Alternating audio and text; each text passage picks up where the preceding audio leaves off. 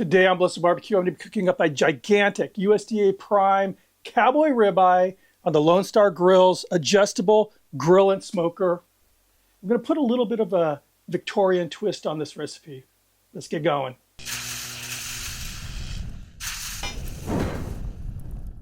Here is that ribeye. This thing is thick. Really looking forward to this. This is a perfect steak, you know, for two people with leftovers for the next day. And here's that Victorian twist I mentioned at the opening. This is mushroom ketchup. It's made by an English company called Geo Watkins, and they've been around since 1830. And it talks about using this in, you know, meat pies and puddings and such.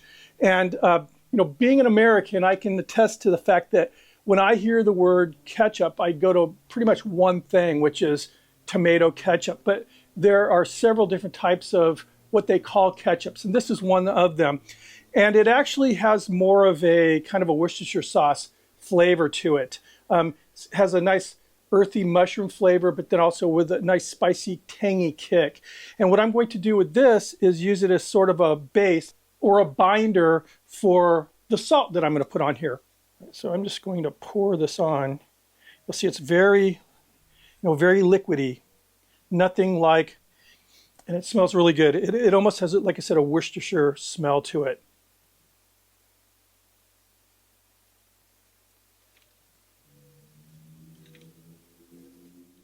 Well, this is a big, big, hearty piece of meat, and it will definitely stand up to, you know, some aggressive seasoning here.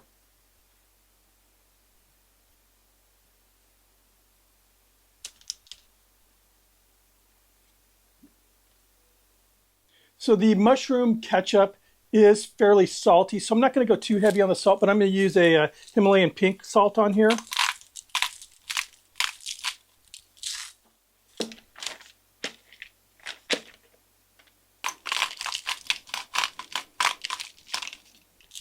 I'm going to be doing a reverse sear on this steak, so I definitely want to use, you know, a temperature probe here.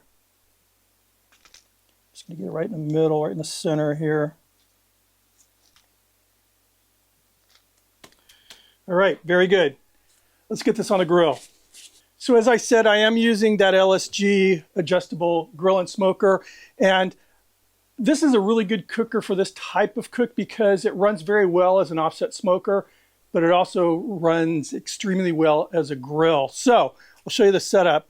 This grill has two separate fireboxes, and they actually are divided. There's a wall between the two fireboxes, so you can run it like a true smoker. Right now, I have the lump charcoal on this side. I had to tamper this down a little bit. While I was setting up for this video and I had this lit, I let it get away from me a little bit. So right now I'm just working on bringing the temperature down. And yeah, right now we're running at 239 on this side where the food's going to be. So, and that's kind of where I want to keep it. I want to keep the temperature, you know, between 230 and 240 basically. So I do have this damper adjusted, like I said, just a little bit right now. I'll probably be opening that as we start, you know, progressing down the line here. Like I said, I wanted to bring the temp down.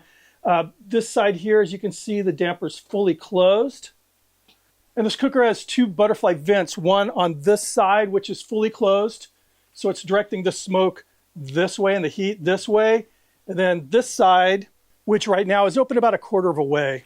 So when you're doing this type of cook on this cooker, it is very important that you have another thermometer on this side so you can get an accurate reading on where the food is. Let's get that steak on the grill. So again, all my heat's right here, no charcoal under this grate at all. Put the steak on.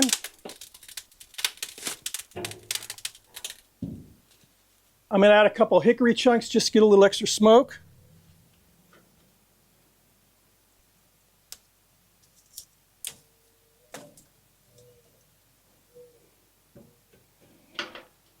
And now we're cooking. So what I'm going to do is keep it on that indirect side.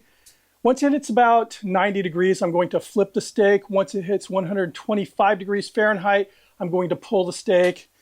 We'll get this side cranked up and ready to do a nice hot sear. then we'll get it back on the grill. So we'll see you on the flip. Okay, we just hit that 90 degrees Fahrenheit. Let's flip the steak. Ah, looking good.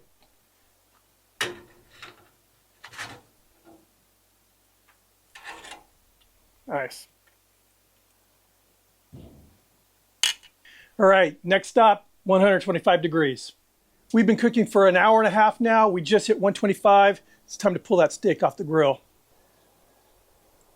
As you can see, we have some gorgeous color there. I'm going to open the stamper all the way, bring the grate up all the way. So now I'm just going to allow the grill to come up to a nice hot searing temperature. In the meantime, we're just going to rest the steak loosely covered in foil.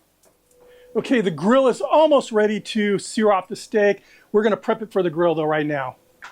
First thing I'm going to do is blot this. This is all moisture that we don't want to get in the way of the sear. So rather than having, the grill grates, the heat try to evaporate all this stuff, we're going to just remove it from the equation here. Now this is avocado oil. Has a very high smoking point.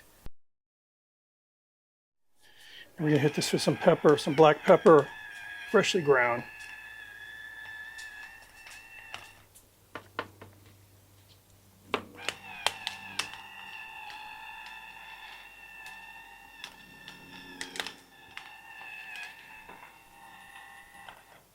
All right, we'll meet you at the grill. All right, let's get this on here. Just gonna leave it on here for about 30 seconds and then flip it. Then we're gonna continue that a couple more times.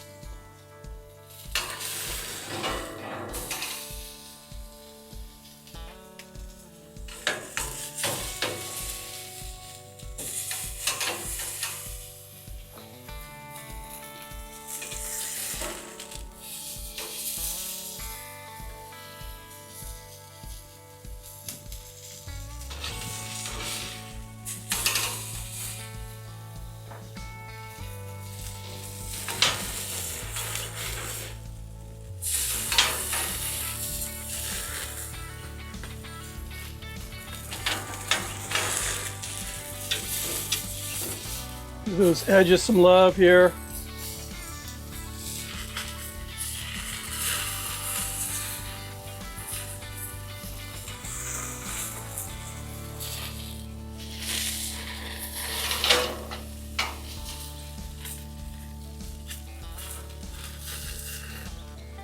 Here we are. Meet you guys at the cutting board. So I'm going to allow this to rest about 10 minutes or so, then we'll cut it up, give you guys a try. All right, it's all rested up, looking beautiful. Just check that out. See how we did. It's a really small bone here.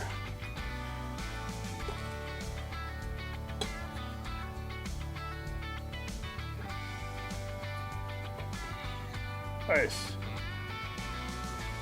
Oh, look how marbled that is. Beautiful. Very tender.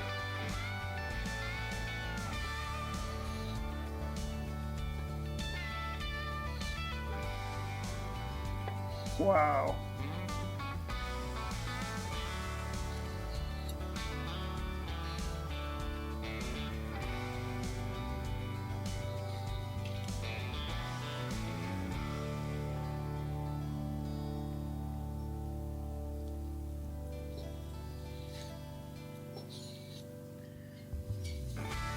Well, I would say this was definitely a success here. Try this out. I mean, it's almost cutting itself.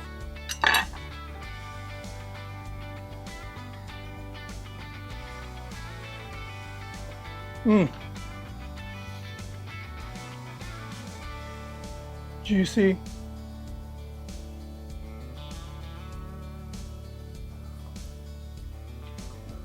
I'm getting really nice pops of that pink Himalayan salt, so I'm glad I did that. It's definitely not lacking for seasoning. that mushroom ketchup. It's good. I'm definitely tasting it. You know, when I'm eating that crust, which is a beautiful crust, by the way, I'm getting that, you know, that flavor. It's very close to, like I said, a Worcestershire sauce, but different. It's really not, it's more earthy than Worcestershire sauce. Why, England, have you been hiding mushroom ketchup from us for so long? This is so good. You know, again, this meat is so freaking juicy, first of all, but, you know, I'm getting that nice, again, kind of Worcestershire-ish earthiness. Then those nice pops of that Himalayan salt. And then every once in a while, I get a little pop of the black pepper. This is perfect. I would change nothing. Getting nice smoky, you know, that nice hickory flavor. The pit ran really well. I have no complaints with that. Like I said, while I was setting up things, it's easy to kind of neglect the cooker, you know, once it's lit. Because initially, you know, I was just trying to get the lump ignited and kind of got a little hotter than I wanted it to. But I was able to temper that heat down pretty rapidly and then keep it controlled. So that thing is awesome. Like I said, it's the best of both worlds, smoking and grilling. It does both, I think, very well. And it's big. It's got a lot of real estate. You know, if you're just doing, like, say, a Santa Maria style cook where you're cooking up a bunch of, you know, picanha or tri-tip, that'd be good. Oh.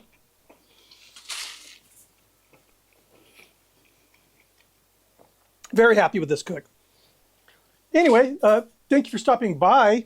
If you're new to the channel or haven't subscribed, please consider hitting that subscription button, ring the notification bell, and thumb it up if you like it. I hope you did.